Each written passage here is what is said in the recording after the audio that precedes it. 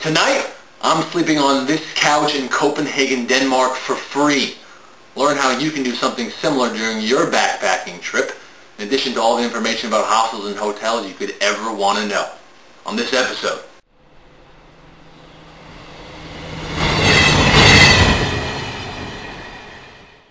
Welcome to We Don't Speak the Language, the travel podcast and blog for the young and the broke.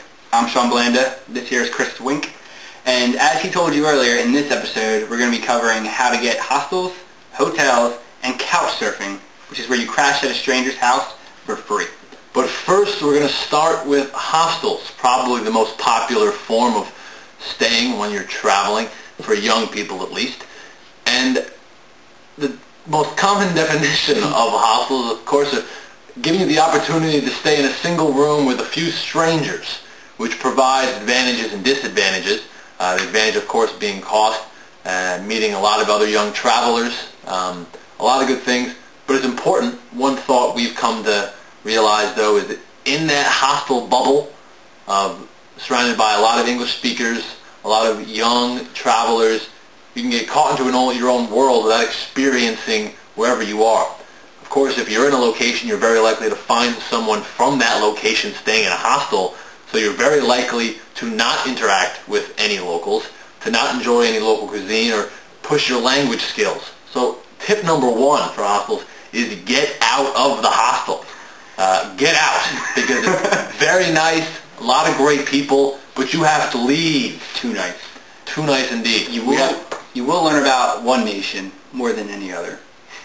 Australia. In Europe, there are a disproportionately large number of Australians, many of whom are drunk and would like to drink with you, traveling.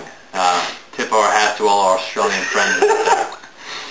Tip number two, the most valuable resource you probably have at your disposal at a hostel is the staff. Most, not all, but most, will be very familiar with the city you are staying.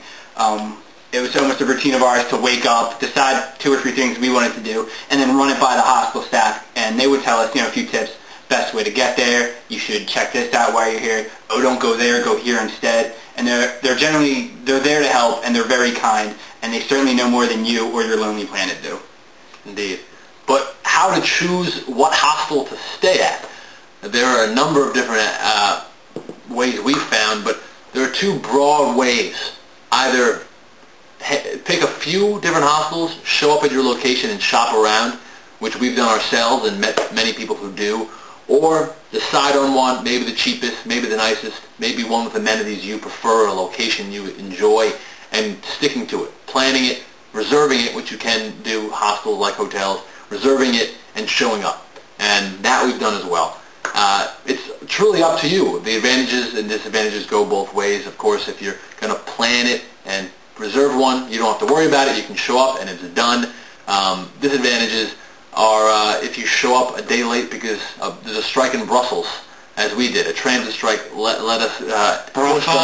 forced us to get to Amsterdam a day late, and we ended up paying for a night in a hostel we never enjoyed. That's a disadvantage, of course. It also takes a little bit of the fun out of it. If you do have the time and the energy and the interest, getting a few hostels written down and shopping around may give you a chance to fill a vacancy, which can make it cheaper. It also can force you to walk around a bit and look for an opportunity that you might not find otherwise. And don't be afraid if you can only find a hostel open for one day or no days at all. Many hostels open up late as the very nature of the young traveler, very relaxed. Some might even be deadbeats and not show up, and rooms, they generally wipe their books clean at a certain time where their rooms will open up. So late afternoon. Yeah, don't be afraid to poke your head in and go, hey, I'm looking for a room, and even if they say I'm full, say, should I check back? We actually did this in Brussels, and it worked out for us. Another tip is read reviews online. At first, we ignored this at our peril, and we got some pretty crappy hostels, including the one that charged us for a night we didn't stay. And I went back and read the reviews of that hostel, and turns out they said the staff was unfriendly, which was more than true.